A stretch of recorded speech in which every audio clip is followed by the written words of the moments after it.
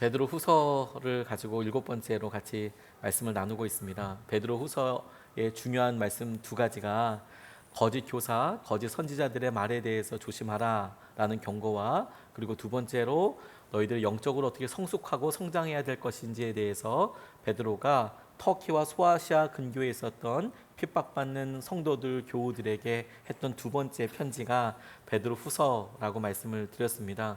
오늘 그 본문 말씀 중에서 가장 마지막으로 다시 한번 이 편지를 읽는 사람들에게 무엇의 중심을 가지고 있어야 할지, 어떻게 믿음 생활을 해야 될지에 대해서 이 편지의 말미에 강조하고 있는 부분이라고 그렇게 생각하시면 되겠습니다. 근래 들어서 신문이나 또 인터넷 기사들을 보면 유독 자주 보이는 글 중에 하나가 소확행이라는 표현이 있습니다. 보시기는 하셨을 거라고 생각이 드는데 무슨 뜻인지도 아마 다들 아시리라고 생각이 듭니다. 소확행. 무라카미 하루키라는 일본의 소설가가 만들어냈던 신조어인데, 작지만 확실한 행복, 아주 작지만 확실한 행복이라고 소확행이라는 표현을 썼습니다. 우리 삶에 행복을 느끼게 하는 것들이 아주 커다란 사건과 그리고 아주 커다란 만남들을 통해서 이루어지기보다는 아주 작지만 소소하고 아주 기쁜 행복한 여러 일들이 있더라. 가정에서의 말, 서로가 사랑하는 일상, 그러니까 맨날 만끽하였던 자연, 이런 것들이 다 이런 소확행, 작지만 행복한 그런 것을 누리게 되는 그런 기쁨이 아닐까, 이런 도전을 하는 것이죠. 세상에서 가장 행복한 사람은 누굴까? 이것을 영국에 있는 런던 타임스가 영국인들에게 이렇게 물었답니다. 제일 행복한 사람이 누구라고 생각하십니까? 그랬더니 네 사람이 결국에는 뽑히게 됐는데 아주 소박한 사람들이었습니다. 첫째가 바닷가에서 멋진 모래성을 완성한 어린이가 참 행복해 보이고, 두 번째가 아기를 막 목욕시킨 후 맑은 눈동자를 바라보는 어머니, 애가 이렇게 확 목욕하고 났을 때 그 모습을 바라보는 엄마, 그리고 세 번째는 멋진 공예품을 완성하고 손을 터는 예술가, 만족할 만한 예술품을 만들고 참 잘 만들었다, 좋다. 네 번째로 생명을 수술했는데, 죽어가는 생명을 살려냈는데 수술로 살려낸 의사, 이런 사람들이 행복하다라고 이야기할 수 있겠다. 그런데 특징적인 것은 우리가 그냥 부러워하는 재벌들이나, 영국 같은 경우에는 귀족도 여전히 있죠. 신분의 차이가 있는 귀족들이나 재벌들이나, 그리고 권력의 중심에 있다는 정치인들, 명망을 갖고 있는 사람들이 행복을 느낄 것이다 라고 생각하지 않더라라는 것이죠. 무엇을 소유했는지, 우리가 어떤 직위에 있는지, 어떻게 나아가고 있는지에 따라서 행복을 느끼는 것이 아니더라. 작지만 행복한, 확실한 행복도 있고, 그리고 그 작지만 우리가 무엇을 해야 할지 분명히 아는 사람들에게 행복이 있더라라는 거죠. 우리가 베드로서를 보면서 후회하지 않는 삶에 대해서 계속 질문을 했습니다. 우리가 후회하지 않고 우리의 삶을 보내게 될 때 하나님께서 주시는 여러 가지 것들 중에 우리가 어떻게 후회하지 않게 될까, 어떤 상태가 되면, 어떤 기준이 우리에게 충족되면 우리가 후회하지 않을까. 저는 이런 작은 행복과 이런 것의 연장선으로 우리가 어렵고 힘들었어도 더 성장했다고 느끼게 된다면 후회하지 않을 거라는 생각을 하게 됐어요.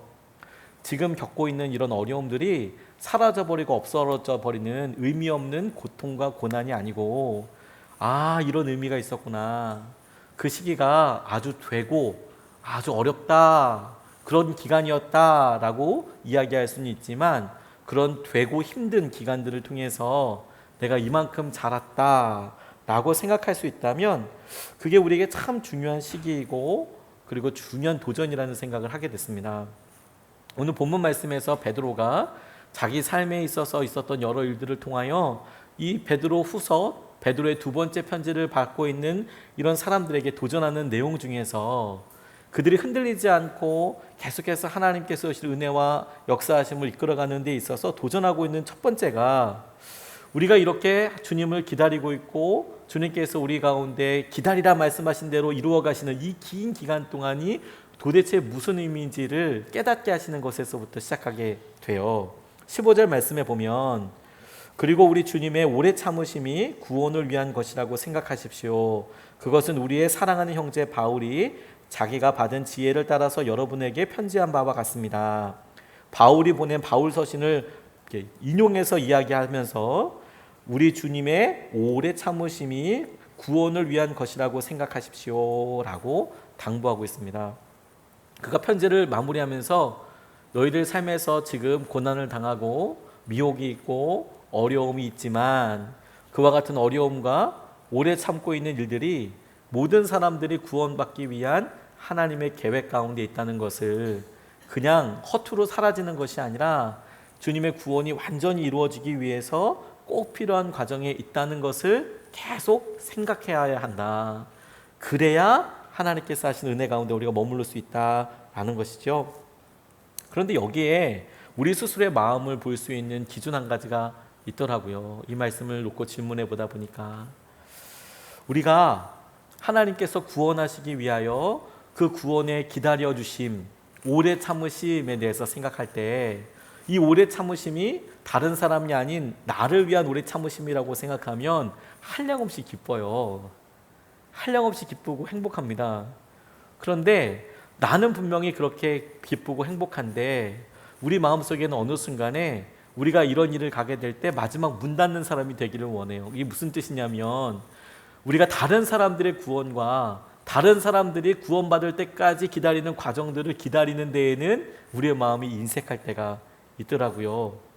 그러니까 이 모든 기다림이 나를 향한 계획, 내가 구원받기 위한 시간이지, 그래서 그냥 생각할 땐 기쁨이 되고 감사가 되는데 일상 이제 우리가 구원을 받았다고 생각하는 사람들에게 마음과 믿음의 기준 중에 하나가 뭐냐면 구원받은 우리가 지금 기다리고 있는 시간에 대해서, 그럼 이건 누구를 위한 시간이야? 나는 구원받았는데, 나는 이런 시간들을 갖고 있는데, 그럼 난 이걸 뭘 통해서 무엇을 위한 시간인가라고 다시 묻게 되는 것이죠.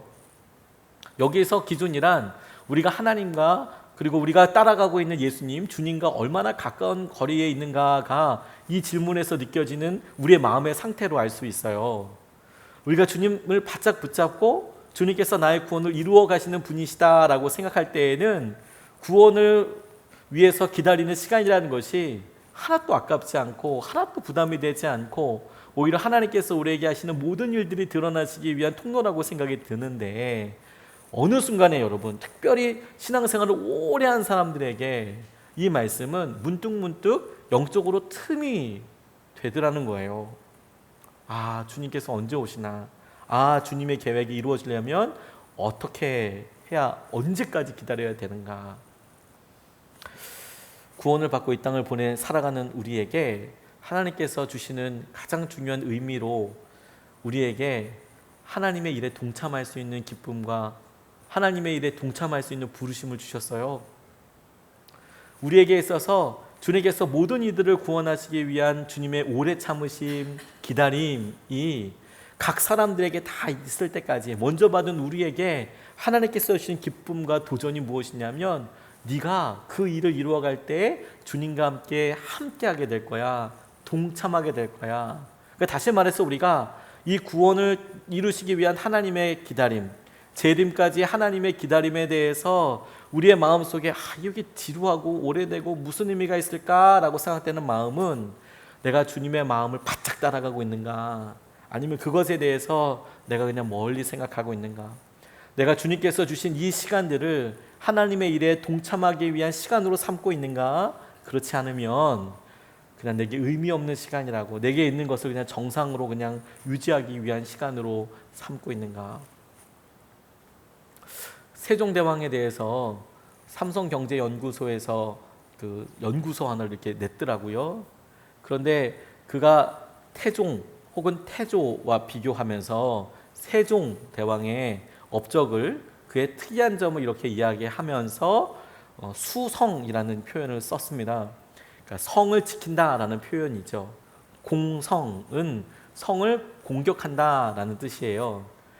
창업이라고 해서 조선을 세울 때에 태조나 그리고 태종이 그러니까 세조가 보여주셨던 그런 일들이 어떤 조직을 세워가고 이끌어가는 일인데 참 훌륭하고 힘이 많이 든다. 그런데 그것보다 더 힘든 것은 수성, 그 조직이, 그 나라가 잘 이루어져서 건강하게 돼가는 것은 더 힘들다. 그분은 이렇게 표현을 했습니다. 근데 믿음도 참 그런 것 같아요. 주님을 처음 만나고 그 말씀을 따라서 믿음에 순종을 하고 성숙하게 있는 데 있어서 힘들기는 하지만 마음이 이 모든 일들이 새로 경험되고 새롭고 신기하니까 힘들지만 힘들다는 생각을 잘 못합니다. 근데 진짜 어려운 순간은 뭐냐면 이렇게 쭉 경험된 은혜가 우리 삶의 어느 순간에 한 번쯤은 다 해봤다, 나 그거 해봤는데 좋기는 하더라 라고 생각될 때가 그 이상으로 넘어서는데 굉장히 어려운 한계가 되는 것이죠. 구원에 대해서 우리가 생각할 때나 똑같습니다. 우리가 주님께서 우리에게 주신 이 시간을 우리가 그냥 내게 있는 이 기쁨, 구원을 그냥 나만 유지하는 거야, 내가 이 믿음을 끝까지 나 혼자 유지하는 거야, 이래서는 설명이 되지 않아요. 주님께서 모든 사람들을 구원하실 거야. 그리고 내게 있었던 이런 일들을 주님께서 이끌어주시는 통로로 사용하실 거야. 이렇게 반응을 해야, 이렇게 주님께서 믿음으로 우리에게 주신 것들 도전하고 붙잡고 나아가야 그때야 우리에게 이것이 능력이 되고 하나님께서 붙잡아 주시는 열매가 되는 것입니다. 구원받은 우리가 마땅히 해야 될 일은 무엇이냐면 하나님의 뜻대로, 하나님의 말씀대로 하나님께서 모든 이들을 구원하시기 위한 계획에 우리의 시간과 우리의 마음과 우리의 뜻을 다하여서 동참하는 것이, 동력하는 것이 우리가 사는 방법이에요. 누구도 가만히 그 자리에 그대로 있을 수는 없습니다. 누구도 성숙과 성장 없이 그냥 내 믿음만 이렇게 지켜나가면서 살 수 있는 방법은 없습니다. 다른 사람을 도울 때, 함께하게 될 때 주님께서 하시는 은혜를 놀랍게 누리게 되는 것이죠. 그것이 설사 우리가 보기에 이건 전혀 의미 없잖아, 고난의 시기잖아 라고 생각하는 그 시간에도 그게 똑같이 그렇게 열매가 되고 응답이 돼요. 월남전에 여러 포로가 있었습니다. 그 중에서도 미군들이 월남전에서 포로가 되는 경우들이 많이 있었습니다. 포로 수용소에서 그렇게 붙잡혀 있던 사람들이 시간을 어떻게 간신히 살아남은 사람들 보면 이들 중에 단순히 살아남는 데 그친 것이 아니라 갇혀있는 시간을 기가 막히게 활용한 사람들이 있다는 것을 나중에 그 포로로 나온 사람들 통해서 알게 됐습니다. 그러니까 포로라는 것이 전쟁을 하다가 잡혀있고 그 사람들이 결코 아주 친절하게 대해줬을 리는 없죠. 밥이든 노동이든 여러 일로 포로들을 핍박했겠죠. 적군, 지금 싸우고 있는 적 아닙니까?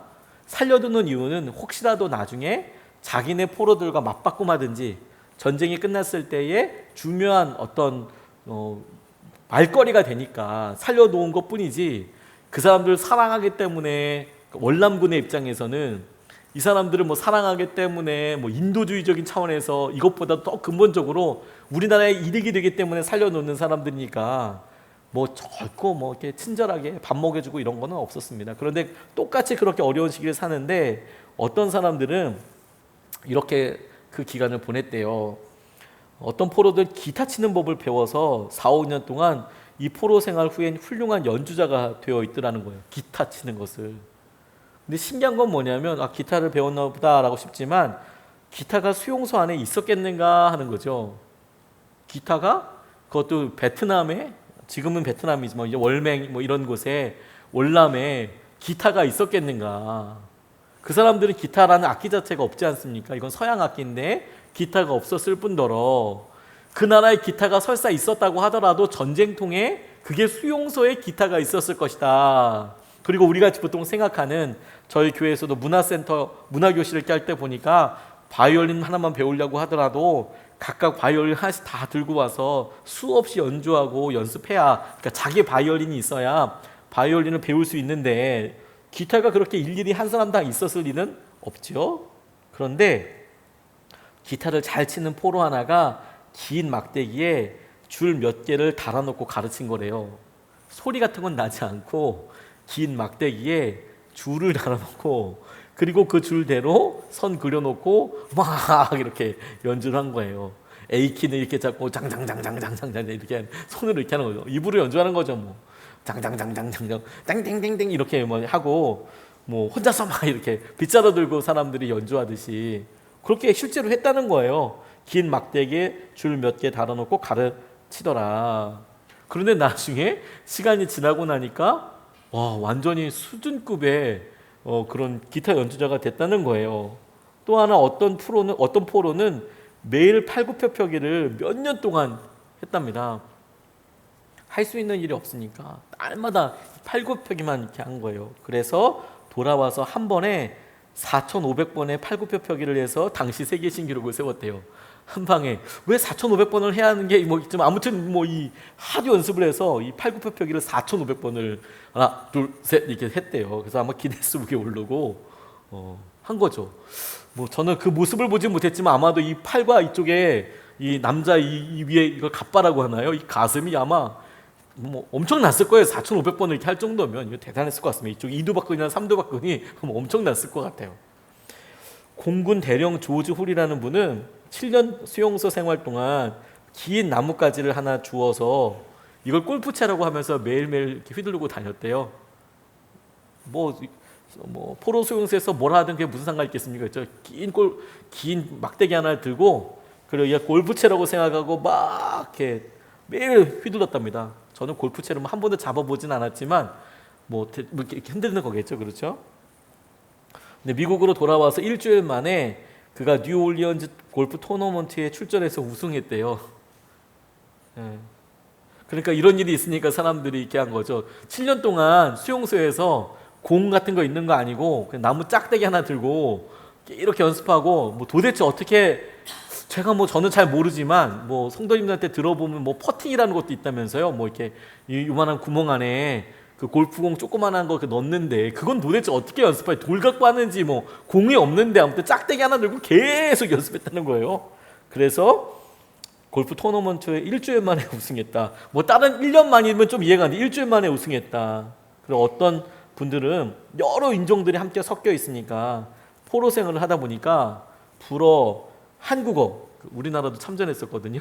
한국어, 스페인어, 중국어 같은 외국어들을 2, 3개국어를 자유롭게 구사하게 되더라는 거예요. 왜냐하면 4, 5년 동안 하루 중 매일같이 지내면서 의사소통을 하다 보니까 자연스럽게 서로의 언어를 습득하게 돼서 시간이 지나고 나니까 그냥 뭐 짜이찌엔 뭐 이런 거 막 나오고 막 그러는 거죠. 편하게 그렇게 시간이 되더라. 우리에게 의미 없는 시간, 우리에게 보내지는 시간을 우리가 무엇을 위해서 보낼 것인가? 주님께서 이 모든 시간에 지난주에 이어서 우리에게 다시 한번 확인하게 하시는 것은 뭐냐면 구원을 위해서 주님께서 지금 기다리고 계신데요. 이 기다림의 이유를 우리가 놓치지 않고 붙잡고 계속해서 우리의 삶의 중심을 떠올리는 거라니까요. 그래서 저는 이렇게 묵상하다 보니까 우리에게 지금 이 기다리는 시간은 하나님의 능력을 하나님의 형상을 닮아가는 시간인 거구나. 주님이 구원을 이루어 가실 때 우리가 동참하는 이 시간은 함께 동참해서 하나님의 능력을 닮아가고 하나님의 형상을 닮아가고 그리고 여러분 다른 사람들을 위해서 기다리는 이 시간을 다른 사람들이 구원받을 때까지 우리가 하나님과 함께 동참하고 그 사람이 구원받을 때까지 동력해서 함께 기다리는 시간을 열매 맺는 시간이라고 이야기합니다. 열매 맺는 시간. 특별히 성령의 열매 맺는 시간이에요. 하나님 우리의 삶에서 이러한 열매를 찾으시더라라는 것이죠. 두 번째로 우리 삶에서 후회하지 않고 우리가 성숙하고 성장하기 위해서 주님께서 우리에게 두 번째로 집중하게 하시는 것은 뭐냐면 자기 확신을 점검하는 겁니다. 너 확신 있냐?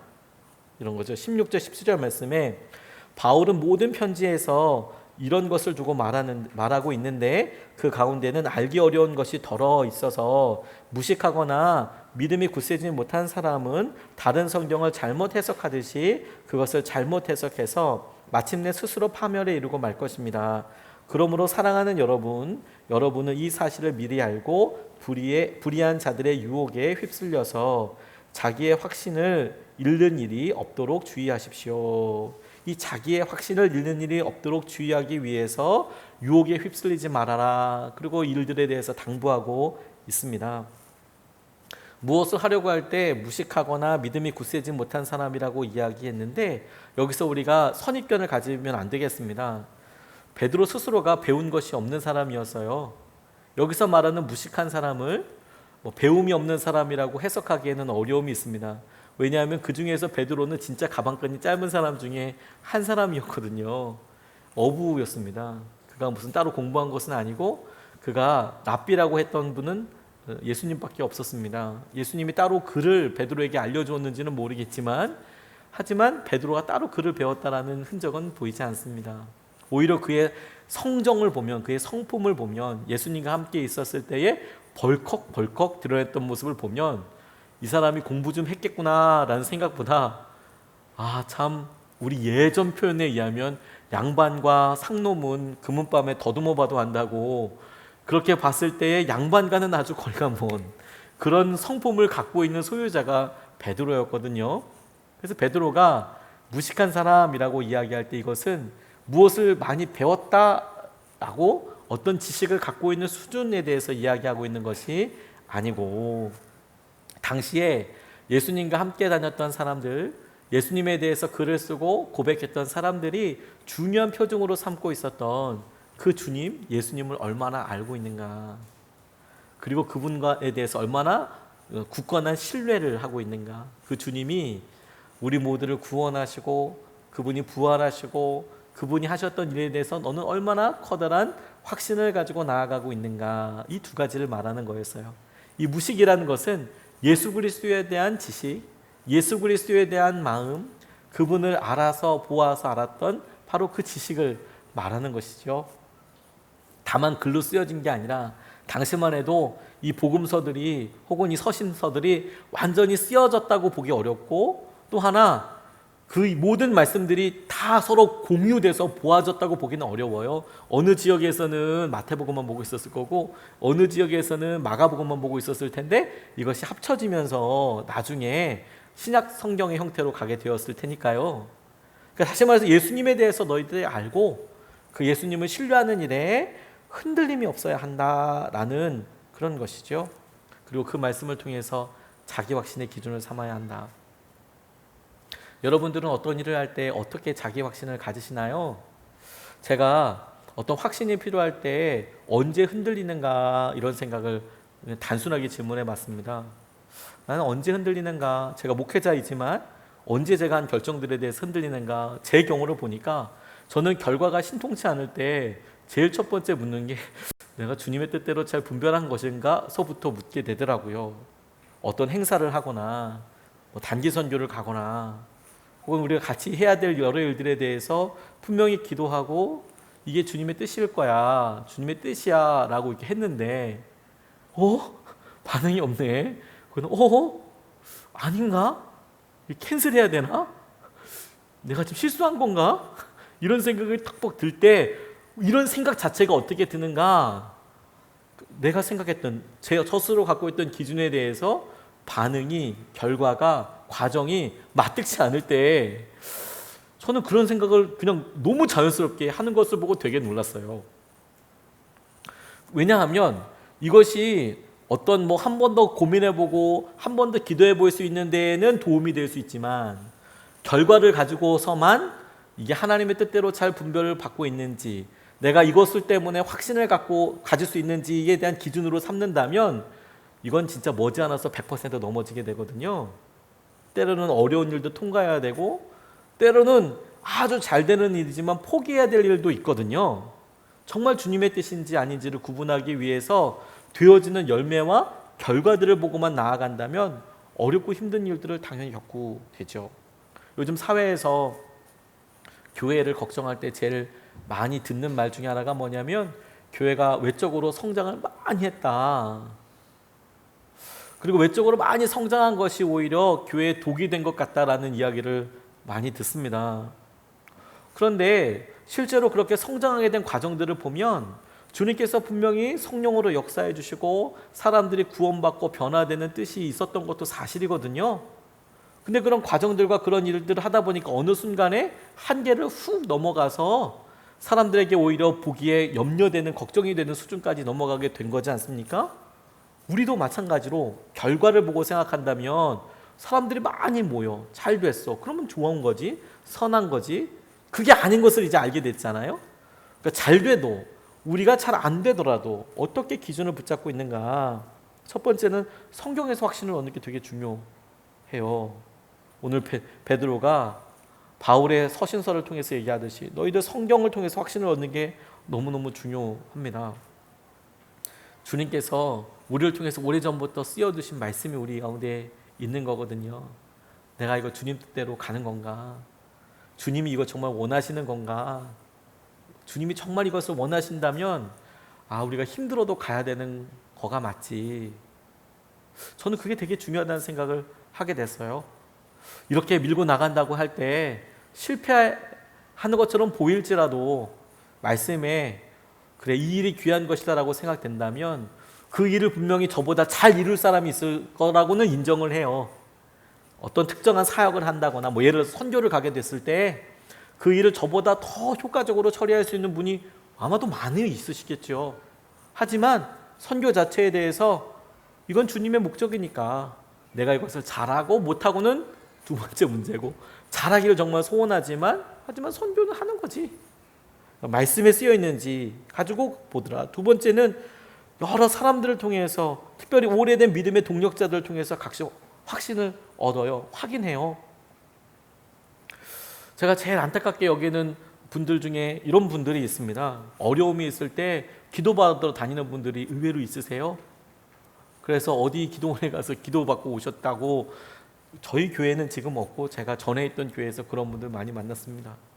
큰 교회에 있다 보니까 선한목자교회에 있을 때 간혹 가다가 목사님 이런 분 이랬는데 어떡해요? 라고 물어보세요.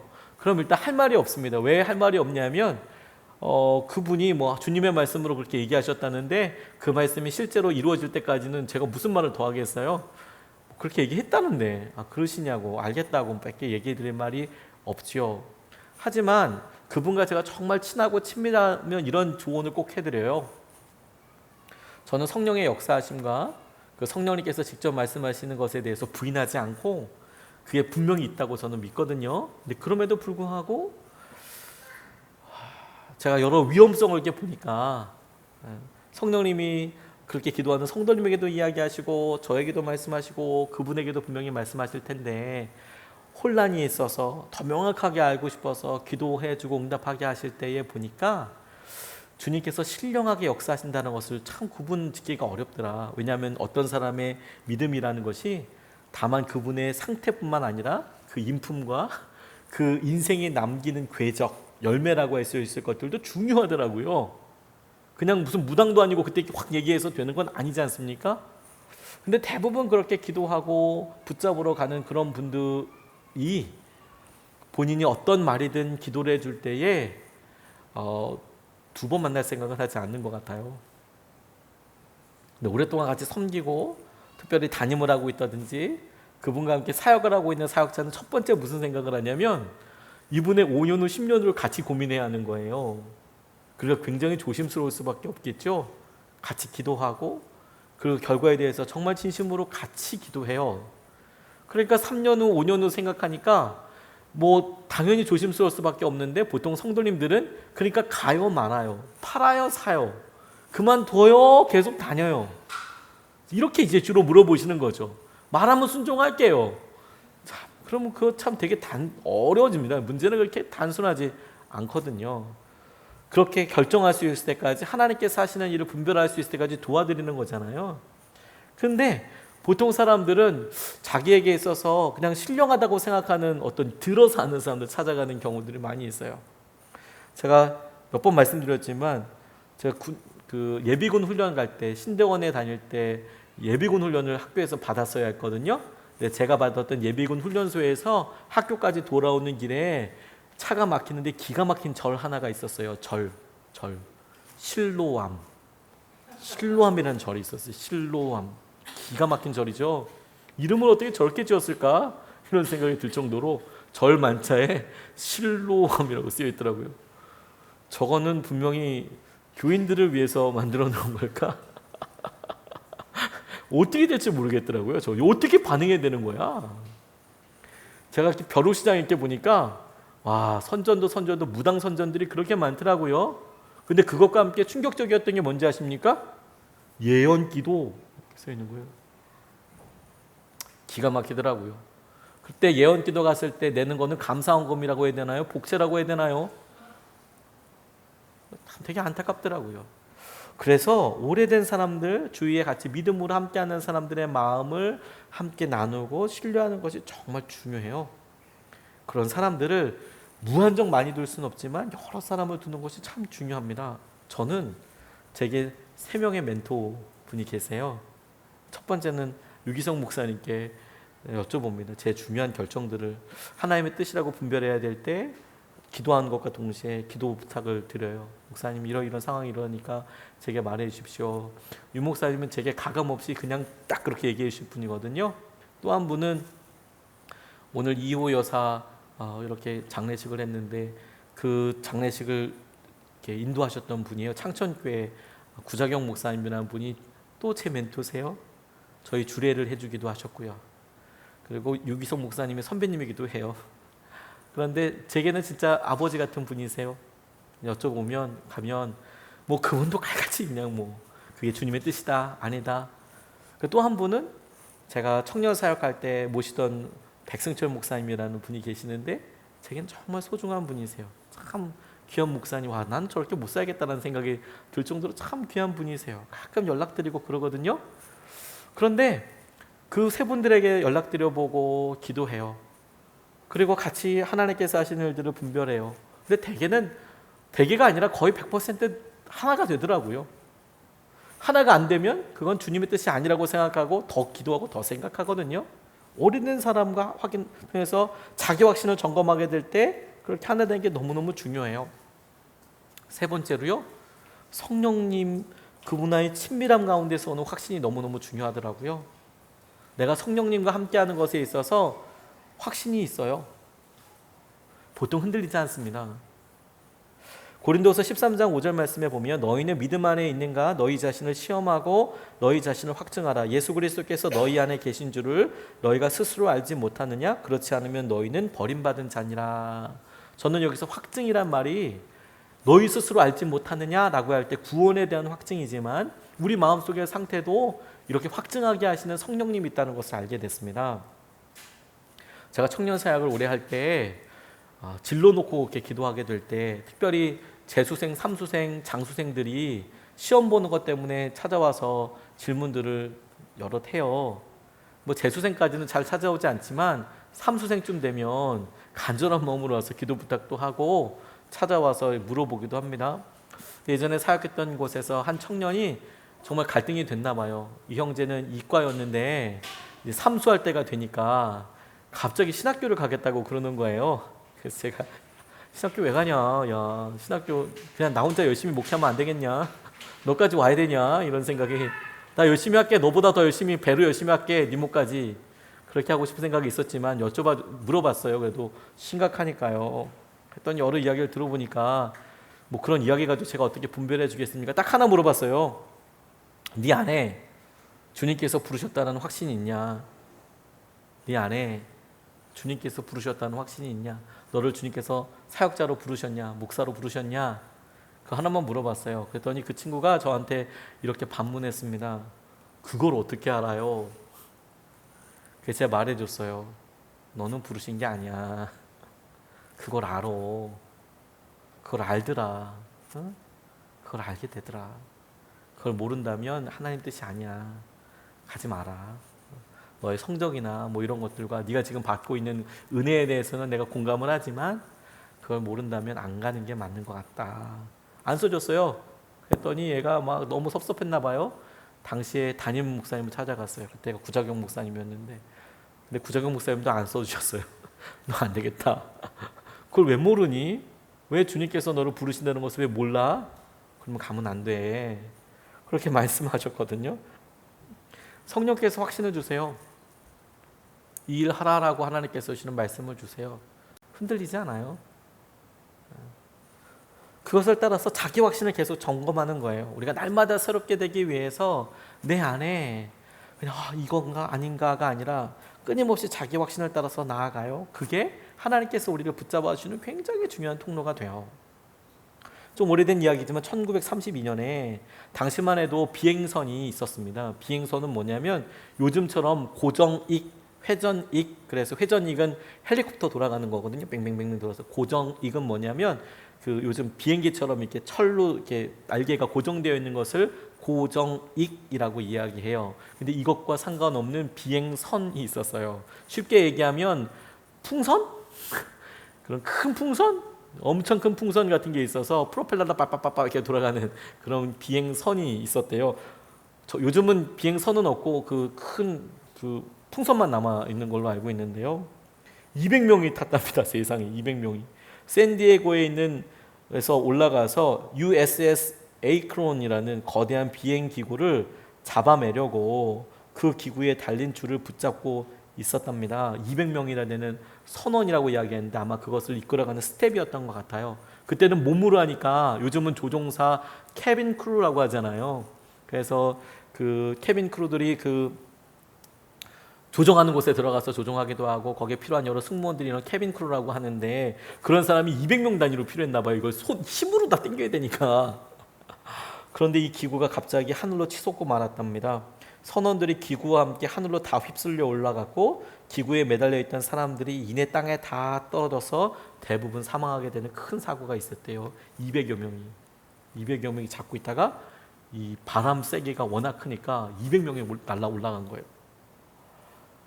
그런데 한 사람만이 계속 매달려 있더라는 겁니다. 기구가 하늘로 계속 높이 올라가고 있는데 사람들이 비명을 질러대면서 어쩔 줄 몰라 하는데 사람들이 보기에 그 선원도 얼마 못 가서 몇 분 안에 떨어져 죽을 거라고 생각을 했대요. 이미 산 다 떨어졌으니까. 그런데 1시간 45분이 지났을 때 사람들이 그 기구를 다시 잡아 끌어서 맬 수 있었고 그 선원은 여전히 그때까지 매달려 있었대요. 1시간 45분.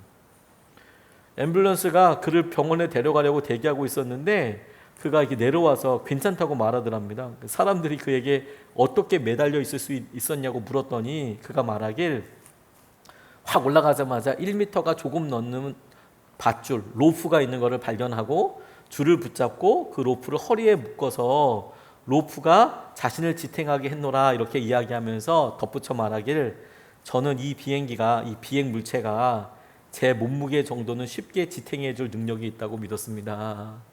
단순하죠. 내 키로 몸무게가 저 같은 경우에는 50kg가 안 되지만 붙잡고 있는 그 몸이 나 하나 정도는 충분히 유지하게 해줄 수 있을 거야. 이런 생각이 들었노라고. 당연한 믿음인 것 같지요? 우리가 붙잡고 있는 주님을 향한 이 친밀감과 믿음이 우리가 어떤 상황과 어떤 형편에도 나를 떨어뜨리지 않을 거야. 나를 붙잡아 주실 거야. 그걸 붙잡고 의지하는 거예요. 자기 확신을 가지고. 마지막으로 여러분, 우리가 날마다 성장하고 이끌어가기 위해서 우리가 은혜 가운데 자라는 게 되게 중요해요. 18절 말씀 끝 말씀인데요. 우리가 우리의 주님이시며 구주이신 그리스도 예수에 대한 지식과 그의 안에 자라십시오. 은혜 안에 자라십시오. 이제도 영원한 날까지도 영광이 주님께 있기를 빕니다. 이렇게 말씀하고 있습니다. 저는 이 마지막 문구의 핵심이 처음에는 자라나십시오, 잘하십시오 여기에 있는 줄 알았어요. 그런데 그게 아니더라고요. 말씀은 잘하는 게 핵심이 아니고요. 예수에 대한 지식과 그의 은혜 안에서가 핵심이에요. 예수에 대한 지식과 그의 은혜 안에 있는 게 핵심이고 예수님에 대한 지식과 그의 은혜 안에 있으면 자라나게 돼요. 우리의 믿음의 실험이 무엇이 중심인지가 참 중요하거든요. 성장이 목표가 아니고요. 주님의 은혜가 목표예요. 그래서 우리는 성장이 효율이 목표처럼 결과처럼 진행이 되니까 우리가 원하는 재정의 상태나 우리가 원하는 만큼의 우리가 간절히 원하는 소원들이 이루어지지 않으면 그냥 실패라고 생각을 해요. 성장이라고 생각하지 않아요. 근데 우리 실패하면서도 많이 성장하지 않습니까?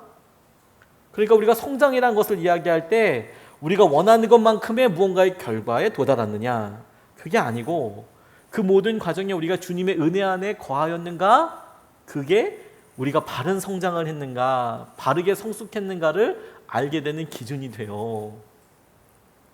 주님께서 효율을 신경 쓰지 않으시는 것을 생각해 보면 그 가장 커다란 증거로 우리가 주일 지키듯이 주님이 안식하라고 하신 그 주일 안식일이 있습니다. 그냥 우리 생각에는 무조건 많은 일을 해야 한다고 생각하면 쉬는 날이라는 것은 말이 되지 않거든요. 그냥 일을 계속하는 게 좋죠. 그런데 하나님께서 그 일을 보시고 너 쉬어야 돼. 근데 우리는 이제 이것에 대해서 이미 많은 정보들 알아서 쉬는 게 그 다음에 일을 더 잘할 수 있지. 역시 또 이것을 효율로 생각을 해요. 쉬어야 그 다음 일을 더 할 수 있지. 쉬어야지 그 다음에 뭘 할 수 있지. 주님께서 말씀하신 쉼은 그게 아니고 주님이 안식일에 대해서 안식하신 날에 대해서 이야기할 때 그 쉼은 쉼 자체로 완성형이에요.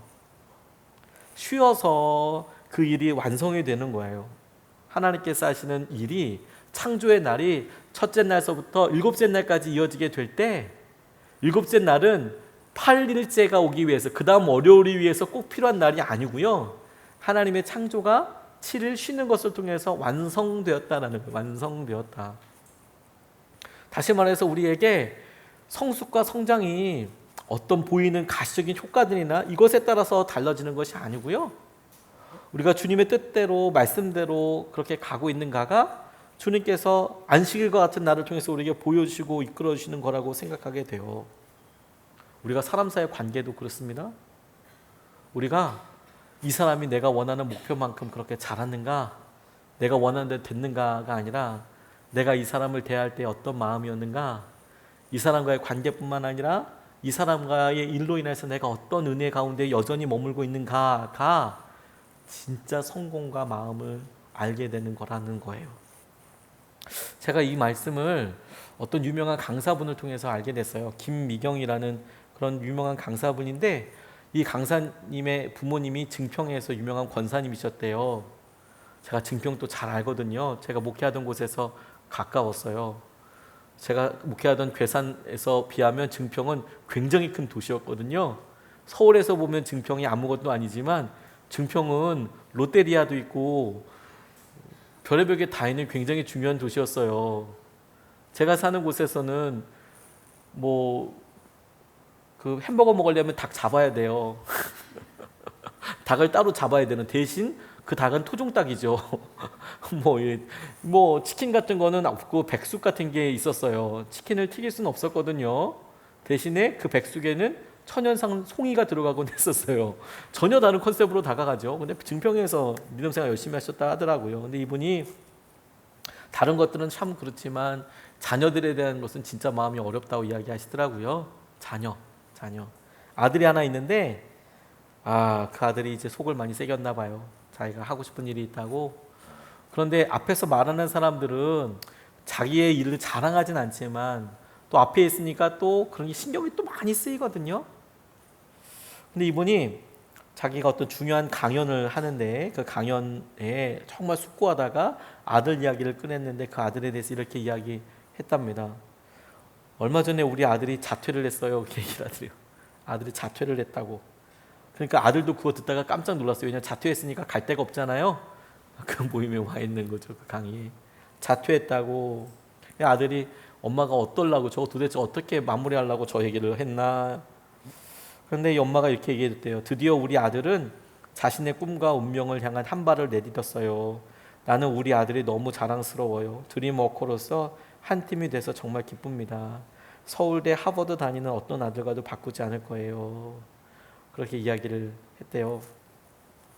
아들이 거의 울 듯한 표정이 되었는데 이분이 계속 이렇게 얘기했습니다. 우리 아들이 자꾸만 미안하다고 하더라고요. 그래서 내가 말해줬어요. 너 생각해봐. 입사가 힘들어, 퇴사가 힘들어. 퇴사가 더 힘든 거야. 넌 직장 생활 해보신 분들이 알아요. 입사가 어려워요, 퇴사가 어려워요? 퇴사가 생각할 게 훨씬 많아요. 입학할 때는 공부만 열심히 하면 돼요. 그렇죠? 퇴사할 때는 별의별 걸 다 고민해야 돼요. 입사보다 퇴사가 더 어려워요. 직장생활 해보신 분들은 알아요. 또 입학이 힘들어, 자퇴가 힘들어. 자퇴가 훨씬 힘들 것 같아요. 고민이 일단 고민하는 수준이 달라요. 그렇죠? 자퇴가 더 힘든 거야. 들어갈 때는 다 같이 들어가기만 하지만 나올 때는 혼자만 결정해야 되는데 얼마나 외롭고 힘드니. 좀 공감이 되더라고요. 들어갈 땐 다 같이 들어가니까 고민하지 않아도 되는데 나올 땐 너 혼자 나와야 되니까 얼마나 힘들겠니. 넌 정말 인생을 신중하게 사는 사람이야. 그러니까 후회 같은 건 하지 마. 이렇게 이야기해 줬다고. 그 아들 되게 행복했겠죠? 근데 저는 그 이야기를 들으면서 다른 생각을 했습니다. 아, 이분 성공하셨네. 우리 부모들은 보통 자녀가 자퇴했다면 혹은 우리 남편이 우리 아내가 퇴사했다면 실패라고 생각하잖아요. 우리가 무언가를 샀는데 그 샀던 아파트든 우리가 투자했던 무엇이 떨어지면 그 일을 떨어뜨린 그 사람은 참 철천지 원수까지는 아니어도 그와 비슷한 무리로 분류가 될 수 있잖아요. 그런데 이분은 자기 아들이 나 자퇴할 거야 라는 이야기를 할 때 그냥 부모라면, 그냥 사랑하는 사람이라면 할 수 있는 고민을 안 했을까요? 당연히 하지 않았을까요? 얘 이제 뭐 먹고 사나? 대학을 그래도 나가는 게 좀 좋지 않을까? 요즘 세상에 이런 고민을 안 했겠습니까? 분명히 했을 거거든요. 그런데 그 과정 가운데 이분이 아들을 축복해 줬다는 거. 주님께서 우리에게 주는 되게 중요한 도전이라는 생각이 들었어요. 우리 믿는 분들이, 믿음의 사람들이 성숙과 성장과 효율과 결과와 열매와 이루어진 것을, 그것이 액수로 표현되든 그것이 학벌로 표현되든 아파트 평수로 보여지든 몸무게로 결정되든 그것이라고 생각을 해요. 그렇지 않아요. 그 일에 대한 은혜 가운데 자라게 되었다면 성숙하고 성장하는 거예요. 그렇다면 여러분, 오늘도 우리가요, 우리의 삶의 문제가 해결됐냐 안 해결됐느냐를 가지고 우리가 후회 없는 삶을 살 것이냐에 대해서 발판을 삼을 수가 없어요. 우리가 여전히 은혜 가운데 있느냐, 우리가 어려워도 내가 주님의 은혜 가운데 있느냐. 하지만 내가 뭐든지 잘 나가는 것 같은데, 잘 풀려지는 것 같은데 더 이상 은혜가 없네, 더 이상 기쁘지 않네, 더 이상 기도가 되지 않네, 더 이상 예배로서 다가오지 않네. 그게 더 큰 문제예요. 왜냐하면 지나고 났을 때 아무 열매가 없을 거거든요. 주님이 우리에게 말씀하시는 내적인 아무런 성숙과 성장이 없을 거거든요. 오늘 이 시간에 우리가 이 베드로의 권면을 우리에게 주시는 주님의 말씀을 우리 같이 붙잡고 싶습니다. 오늘 세 가지 같이 나눴는데요. 우리의 삶에 오랫동안 기도가 있고 끊이지 않는 이런 기다림이 있는 이유가 모든 사람들이 구원받기 위한 기다림이랍니다. 만약에 우리가 이 기다림에 대해서 우리 스스로가 지루하다, 왜 안 오시나 라고 생각한다면 그게 정상이 아니라 하나님께서 모든 사람들이 구원받기 위해서 하시는 그 일에 너 동참해야 한다, 같이 참석해야 한다, 동력해야 된다라는 말씀이라고요. 또 하나, 우리가 우리 안에 있는 자기의 확신을 계속 점검해야 한다. 너 정말 잘 가고 있니에 대해서 주님께서 네, 주님 앞에 네 라고 대답할 수 있을 정도로 우리가 말씀을 통해서나 우리 주위에 사랑하는 사람들을 통해서나 또 하나 우리 가운데 성령을 통해서 우리가 분명히 확증할 수 있어야 한다. 세 번째, 우리의 목표가 외적인 성숙과 성장이 아니라 은혜 가운데 예수 그리스도를 아는 지식과 은혜 가운데 거하는 것이 우리의 목표이고, 그렇다면 성공했다라는 거예요. 우리가 찬양하고 이 주님 앞에 은혜 앞으로 한 번 더 나아갈 수 있으면 좋겠습니다. 우리를 붙잡아 주시고 이끌어 주시는 주님 앞에 우리 같이 기도하며 찬양하며 나아가겠습니다.